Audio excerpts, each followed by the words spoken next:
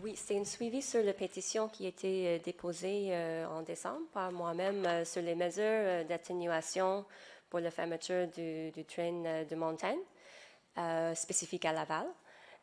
Donc, je parle pour les autres signataires aussi, qu'on est très content de voir qu'il y a des certaines mesures qui étaient mises en place depuis décembre. Je sais que vous avez besoin de coordonner avec la province pour la plupart des choses, donc c'est très apprécié. J'imagine que vous avez beaucoup parlé avec eux, donc c'est très cool que les choses bougent. Et vous êtes invités comme Monsieur Langlois, Bourne et Khalil, ils sont conscients que vous êtes invités aux réunions demain avec le comité usager du train de montagne et les autres paliers gouvernementaux, si vous êtes disponible finalement. Mais ces mesures qui étaient mises en place, notamment le voie réservée sur le 13, ils ne seront pas prêtes pour le 30 mars, pour la plupart.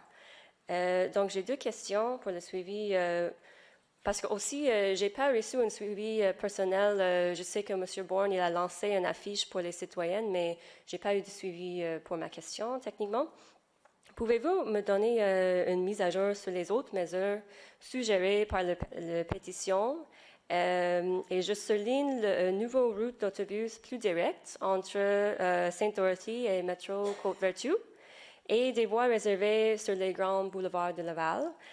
Il avait un projet pilote, je pense, sur Chaumédie. Donc, les gens sont intéressés sur le progrès de ça.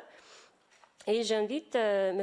Bourne, Langlois et Khalil de répondre si c'est plus approprié. Deuxième question, êtes-vous d'accord avec la position du comité usager du train de montagne que, compte tenu des impacts très négatifs sur les vies des résidents, si les mesures d'atténuation ne peuvent pas être améliorées d'une façon importante avant la fermeture du tunnel, la fermeture devrait être encore reportée? Merci. Merci.